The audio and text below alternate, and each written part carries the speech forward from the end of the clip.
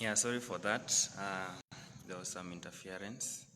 Yes, so as I was saying, friends are important, but the distance you have with your friend really matters when it comes to your relationship. Because I don't know if you've ever had or even ever experienced situations where someone in a relationship complains about another person's friend in the same relationship, the other partner's friend. Yeah, so it's very important that we have good friends, friends who really matter, and friends who have the best intentions for us, but still keep a safe distance, that we are happy as friends, but we don't find ourselves in any entanglement, be it physical, be it emotional. Yes, so friends are important. Friends are very, very important, and that is why we need to keep them. If you don't maintain a friendly distance, if you don't maintain a healthy distance, you will end up losing your friend. So what is a healthy distance? A healthy distance is, in a friendship, makes a friendship uh, makes a friendship sober. Sober in terms of emotions, sober in terms of, I have this friend that I really trust. Even if they are male friends or female friends, while you are of the opposite gender, it is you feel as if this friend is there for you, and they have good intentions for you, and of course you have determined and established that this, we are friends. We cannot go past that. Of course, there are also situations where you have friends whom you feel you might go past that with time, and you're praying about it. But meanwhile, while you are still friends, it is important to keep a safe distance.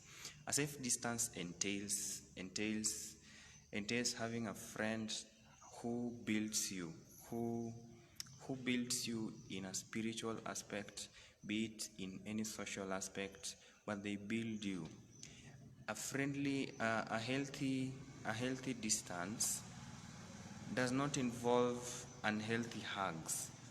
There are friends who hug, yes, but there are friends who also hug in an unhealthy manner. Like, you are friends, but the way you hug does not really show that you are purely friends. Number two, a healthy friendly distance entails discipline in visits. Like, for example, you want to go and visit your friend, and you when you're in a healthy friendship, you need to have boundaries of, what time should I come to your house? What time should not find me in your house? Because healthy friends of different genders should not be in a house up to late. We are human beings, and there is a way, in as much as you might have good intentions for that visit, in as much as you might be very, very innocent in your mind, in as much as you might feel that you will not fall into an entanglement. Late visits, unhealthy hugs, late night chats about nothing. Like, yes, there are some friends that you're very close with, but there are some friends that you have late night chats with that are not appropriate. They're chats that, I know, you get me. There are some friends who they are friends, but the languages they use, the things they say sometimes does not really emulate some form of purity. And so it is very important that as friends we have a distance. We have a distance of, what should I share with this friend that will not lead them on. I will talk about leading on. What should I not do with this friend that will keep our friendship pure and healthy? Which boundary should I not cross? You see? And so it is healthy to have friends, yes. But there is a level of closeness that we should not have with friends of different gender. it is very natural for ladies to be close. Of course, it is not as natural for men to be as close as ladies are, but it is also very natural for men to be close to ladies. But with all this normality that there is, it is important that we know how to keep ourselves sober in a friendship. Yeah. So why is a healthy distance important for friends? A healthy distance is important, and it is very necessary for a friendship to be sustained. A friendship with entanglements, a friendship that has emotional entanglements, a friendship that has physical entanglements. It might not be as intimate as you might think, but just an inappropriate hug is enough to be a physical entanglement. And developing emotions that are not appropriate. For example, like you just know very well that you're not headed anywhere with this friend as partners in future, but the level of closeness that you have leads you to developing some emotions that you are afraid about. Yeah. So keeping a healthy friendship is important, especially to sustain your friendship, one, and two, to safeguard the peace of your relationship. Yes. Many people, many couples have problems with the other partner. Like one partner has problems with the other partner, and it's not the first time we are hearing about this. You might have heard it from different relationships, but it is there. Some people actually, mostly, let me just say this before I continue, that mostly ladies get attached easier and faster than men. Like, you will realize a lady might even have a best male friend, which to some extent, when a healthy distance is kept, it is very normal. But when a healthy distance is not kept, it is not normal at all. And so the other partner starts becoming insecure, not for any reason, but for the fact that there are things you can share with this friend that you cannot share with them. There are things you do with this friend that you cannot do with them. There are things you identify with more with the other friend than your partner. And so it brings that problem. Number two, an unhealthy friendship leads to termination of friendship. For example, if I have a very, very close friend who is a lady, a friend that I share with everything, a friend that I can visit at any time, a friend that I can talk to at any time, have very long calls even at night, and then I get into a relationship, I am very, very sure that we will not have the same closeness that we used to have, because these are things that I should be doing. Some of them should be doing with my partner. Like someone who is my partner deserves that attention, that level of attention, than someone who is my friend. Of course, in a situation where I am already in a relationship. So you will realize that with time you part ways. You just, as in, you won't be as close as you used to be.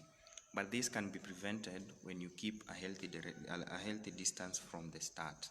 That yes, we can be as good friends as possible. We can try to do things as friends much as possible, but there is a level of intimacy, a level of closeness that you should not get with. As in, you should not be involved in, as in, you should not reach with a friend. It is important to share things. It is important to share intimate stuff. It is important to share moments that you feel you're not as strong as you expect. But remember that this makes you vulnerable. And vulnerability it brings some form of closeness. So when you share with someone whom you're close with informally, like someone mwenye mmezoeana tu na yeye, you will realize that they start getting closer. And therefore, I would advise that you have a circle of friends that you are accountable to. Accountability is different from being close. Like, have a mentor that you can share with. Have someone you look up to that you can share with. Someone you are assured that even if I become vulnerable to them, this cannot lead it cannot lead to any form of entanglement. Yes, number 2, have friends of the same gender that you can share with before you share with someone of a different gender. There are some things that actually, let me tell you the truth. There are some things regarding intimacy. There are some things regarding very deep personal stuff that it's not healthy to share with someone of a different gender. Yes, so have a level of boundary that you form with friends of different gender, in a way that when you get into a relationship, or when you get married or you marry, your friendship will not be terminated. Your friendship will not be spoiled just because you got a partner. That is what I mean by healthy friendship. A healthy friendship is a friendship that is sustained all through your lives, all through the stages of your lives. That yes, we are friends, but our friendship does not change because I got into a relationship. That my friendship does not terminate because that is what I mean by a healthy friendship, a healthy distance. That everything that you do, it is purely for friends. The way you greet, the way you hug, if it's possible, the way you talk on the phone, the way, as in the nature of your visits, clearly stipulates that, by the way, we are friends and we are here for each other, whatever happens. But we are still, as in, we have given the allowance. Like, we haven't really tampered with the intimacy that only our partners deserve. Yes, because if that is not observed, there are entanglements that begin to crop in. By entanglements, I mean that you start feeling attracted to this friend, not in a healthy way, but in a lustful way. That is number 1. You start getting attracted to this person. You start thinking about them. You start, as in, without any intention. It is natural for friends to develop feelings for each other, but it is healthy when these feelings develop when you are purely friends. Like these feelings should develop when you are not as close as if you're partners. They should develop when God wills, and they should develop at the right time, and they should develop when you are purely friends, not the other way around. Because these entanglements, they come in a lustful way. They cause you to develop lust. Yes. So a healthy friendship should really lead you to, yes, a healthy friendship should lead you to like some form of sustenance, so that you don't terminate your friendship just because you have a partner. Because there are many friends who, as they grow closer, they tend to send signals to the other person, signals that might mislead the other person to believing that that you are developing feelings for them, and that you have rendered them special, more special than other friends. And this is what I mean by leading someone on. Leading someone on, for example, when you are a guy, you do things to this lady that you don't do to any ordinary friend. Yet in your mind, you know very well that you don't mean any intentions other than friendship. Of course, leading on is like sending signals to this person that you are looking at them in a different way. And you can lead someone on when you're very sure of your feelings about them, and you're sure that you want to pursue this. But you should not lead someone on, either intentionally or not, while you know that you don't have any other intentions apart from friendship. You should not do things. You can lead someone on when you personally do not know that you are doing that. For example, you treat this lady, you take her out, you buy her things, and you know very well that these are things that make her feel more special, like more special than a friend should feel. But you still do them. You see? Then, personally, you know in your heart that, by the way, this is just a friend. You see? And already that is crossing a boundary that you shouldn't cross. You should not lead someone on when you know that you don't have intentions of having a relationship with them. And these are really hurt people. Ladies too. Ladies get attached to friends. Like, a lady would just want attention, she would just want to speak to you, she would just want to walk with you, all those things. And deep in her heart, she knows that, by the way, this is just a friend. But the signal you're sending to the other person is showing that you want more than friendship. Yet deep within you, you know that is not what you want. You're just being friends.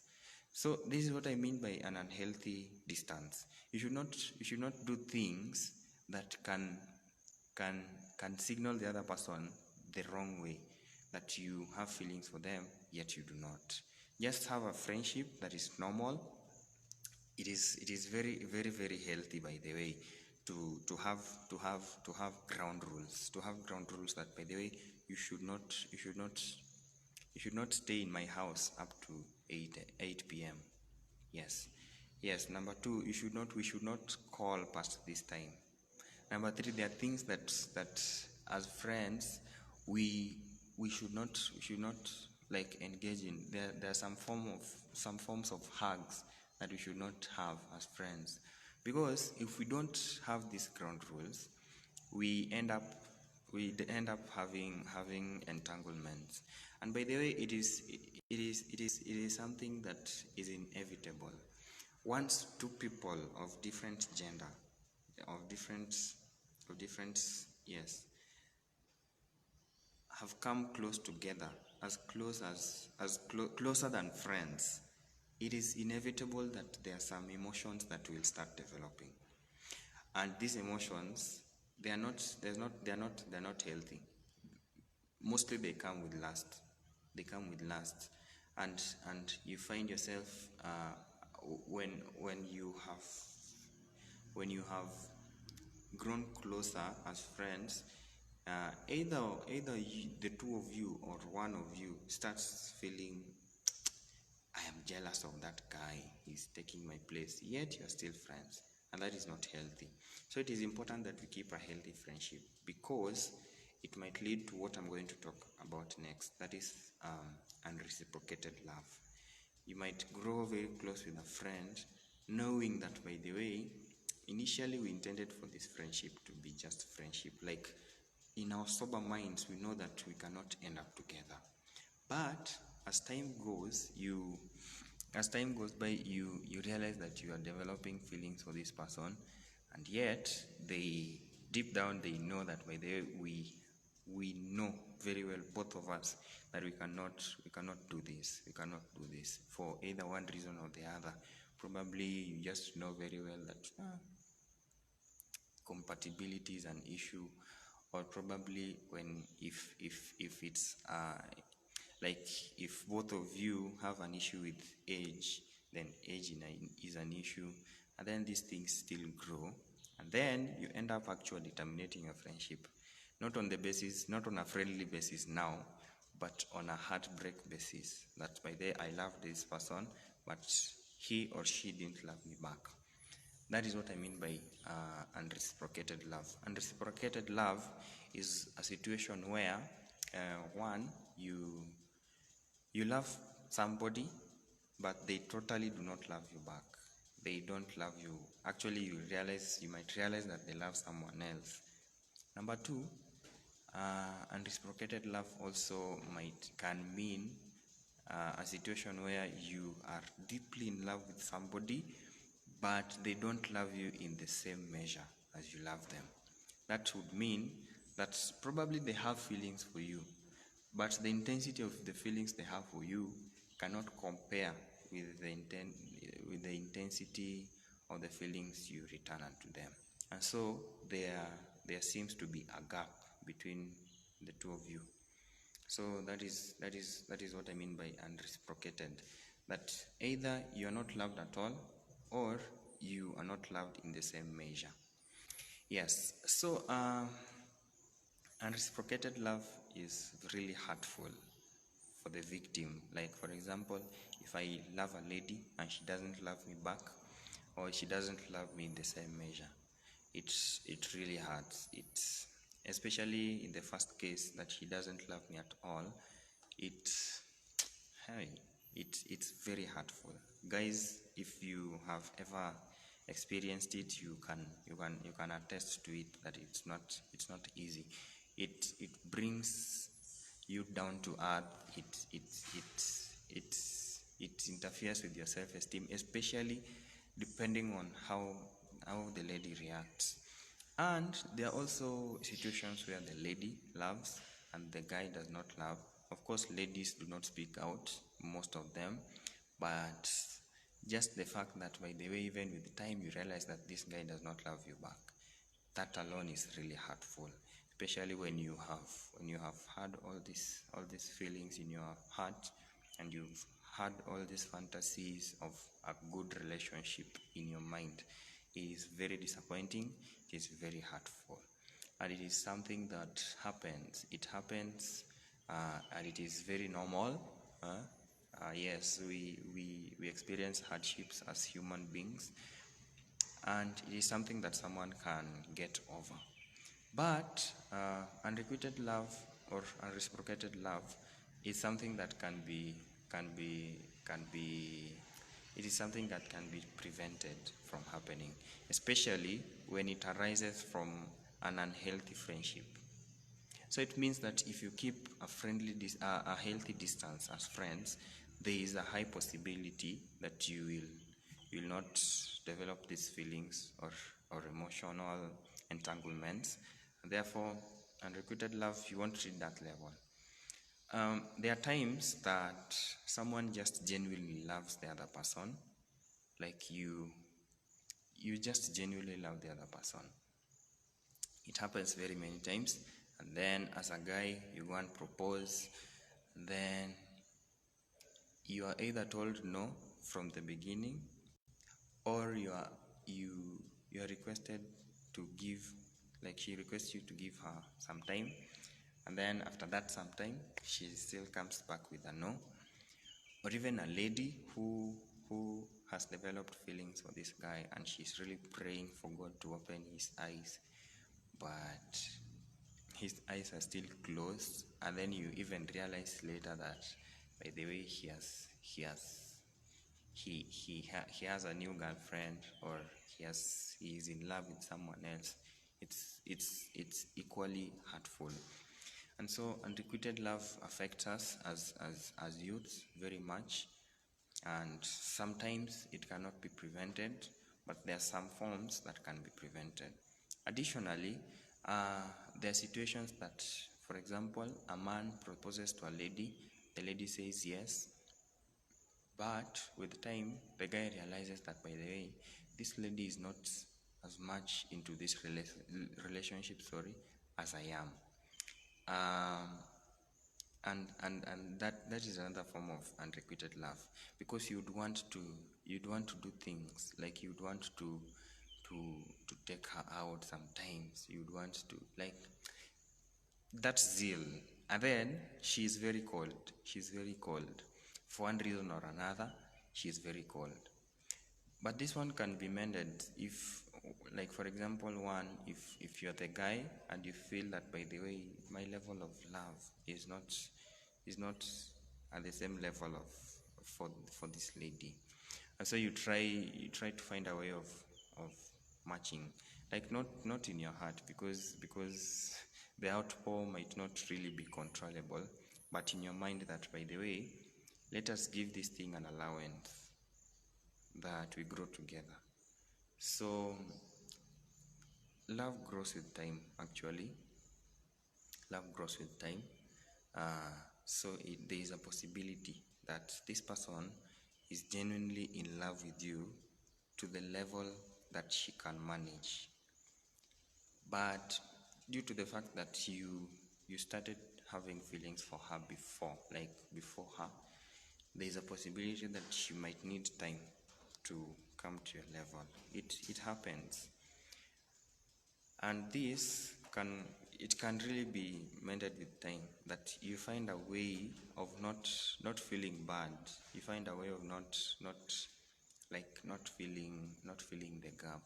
So in your mind, you try to match it, but you still express the love that you have. But if it's really genuine, then you will end up growing together. But it's also good to be alert of the situations where this lady says yes, but you feel this amount of love, it does not match yours, and you don't see any possibility of them matching at all with time.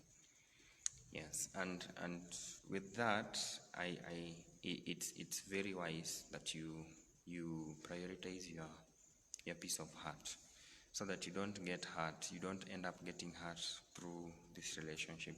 There are ladies, probably I'm not talking to the ladies in this group, but I'm alerting guys of the ladies outside there, that there are ladies who will want to be in a relationship with you for one reason or the other, but they still do not want to be in it totally, but they see potential in you, they see a future with you. So what they do, they secure you by saying yes, but they are not totally into it, you see.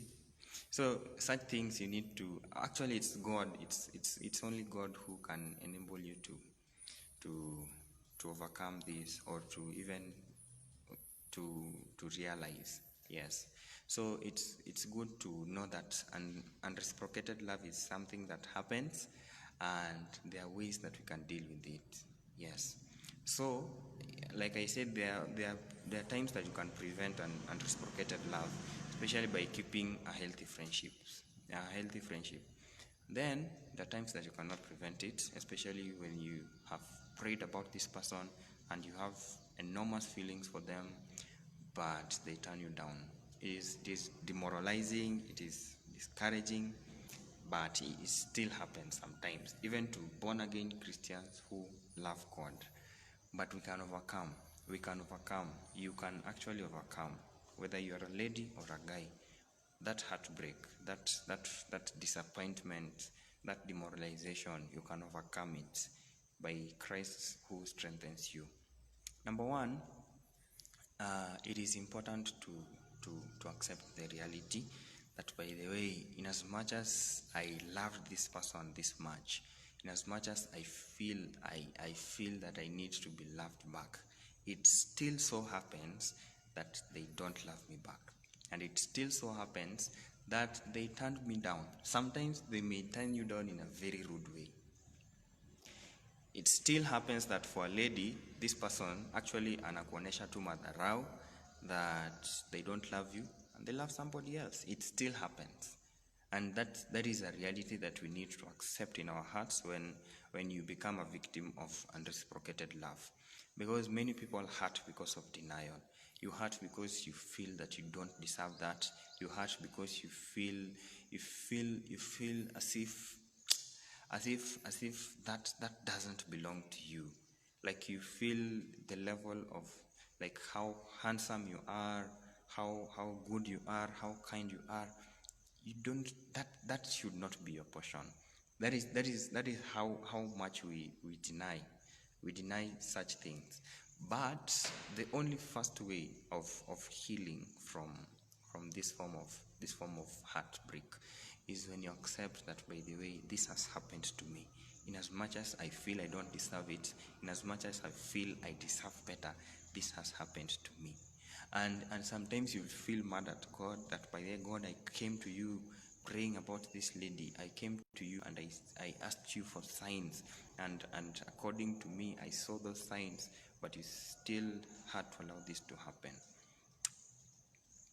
That happens, yes, but actually, there's something I read a while ago, that when God allows something to happen in your life, that is God showing you His favor and God showing you His love. When God doesn't allow something to happen in your life, that is God protecting you. You never know what future God has seen between you and this person as a couple. You never know how heartbreaking you would have been. It would have been like in the future. And with time you'll realize that, by the way, in as much as you feel you don't deserve this, you will realize that, by the way, you deserve better. And you will realize that, by the way, God will give you the better that you deserve. He always does. He's always faithful. That He will give you the person that you are really meant to have. That, yes, you saw this person as the perfect person, but God will bring to you at the right time the perfect person, leave alone the person who turned you down, the very, very perfect person. And I'm assuring you, you will love it. You will love it. Yes, so one, you really need to accept the reality. Number two, there are people who are so inhuman. After they turn you down, when you were friends before, they still want to be close to you. They still want to be like ile closeness to ibaki, lakini amekuturn down. That is very, very inhuman. And I really encourage us that we don't do that here, because it's really hurting. And when you realize that the person is doing that to you, actually just walk away. For your own peace of mind and peace of heart, walk away. Because this person does not value your heart. They don't value what you are feeling. They don't value who you are. They don't value the fact that you pour your heart out to them. They do not value that. What they value is themselves, what they need from you, how important you are to them, how all those things. A very wise person who really values you will request that, by the way, take your time to heal. I am very sorry that I do not have feelings for you. I am very sorry that I could not reciprocate the love that you have for me. So have time to heal. I know that our closeness right now might not be the very thing you need, but have time to heal, and we need to mend our friendship so that we become friends. You see, that is someone who cares for you. But someone who tells you no today, and in the evening he starts saying that the way he still needs you as a friend, or she still needs you as a friend, the way you need to still be friends and be close. No. Please walk away for your own good. Number three, you need to know that God has the best at heart for you, and that He will give you the best at the right time. Sometimes we feel that God is unfair. I have felt that very many times personally. But trusting in God, there's this hymn that says it's so sweet to trust in Jesus. It is. Just to know that, says the Lord, that I have good plans for you, plans for prosperity and not for destruction. Thus says the Lord. That in as much as you have felt disappointed right now, have in your heart that God has the best for you, because He does. At the right time, you'll know the reason why, by the way, God allowed that to happen. At the right time, you'll know the reason why he had to allow that to happen, so that you can find someone better. So just know that God has the best intentions for you. So if he says no, if he doesn't allow something to happen, know that there's a protection that he is intending there, or a lesson that he wants you to learn. But either way, know that God loves you and he has the best intentions for you. Yes, so unrequited love is something that you can overcome, and they are quite related to unhealthy friendships. And so you should also work on, if you are in any friendship that you realize that, by the way, tumepita boundary in one way or another, however simple it is, you might assume that a friend visiting you up late in the night is something normal, especially when you're two in the house. You might feel very safe. You might feel that very confident with yourself that, whether this is something that cannot happen. We have already decreed that we will not cross this boundary. But trust you me, these things, they don't happen intentionally. You'll just realize in your mind that, by the way, kuna vile things have started developing. You see, and these things are not the things that you intend. They are related to lust. They're related to wanting to have sex with this person. They're related to wanting to hug this person tightly. They're not related to wanting to have a future with this person. You see, like, you have feelings for this person, but you don't see a future with them. And so you need to have definite boundaries, like definite boundaries that should not be crossed. When it is calling past 10 p.m., then if that has an effect on you, you need to say no. And a good friend who has good intentions for you, when you communicate in the right way, they will understand. When it's about coming to your house either alone or up to late in the night, you need to lay down these ground rules that will govern your friendship. You need to have respect for each other, because that is the only thing that will sustain your friendship. Because you cannot like, picture a situation that you're in a relationship and then you have this friendship. Will you still do the things that you're doing in this friendship right now? That is the only way you'll know if your friendship is good or bad. And when you realize that it's not good, please work on it. Work on it before you consider getting into a relationship, because you do not want a friendship affecting your relationship. You might end up losing both. Trust you me. So work on your friendship. Be pure at heart. Be pure at heart. There is a book I was reading, and it was saying sexual purity is not just about physical purity. It entails purity of the heart and the mind. That when you are saying that you're sexually pure, it is not just not having sex at all. No, it's about not thinking about someone in a sexual way. It's about not craving for, you see, not having cravings directed to someone, a person. Like, it entails a lot. Have a sexually pure mind, so that when you get into a relationship and when you get married, you will invest all that emotion to this person that you really care about. So I advise us that you have boundaries. Have boundaries. Ladies, have boundaries. Don't get too attached to a male friend, because some men will exploit that. Men, don't get too attached to a lady friend. Don't get too attached. An attachment is good, but don't cross a boundary. Please don't cross a boundary. In as much as you might feel an opportunity has come, she's single, I'm single, whatever, we can do anything for now.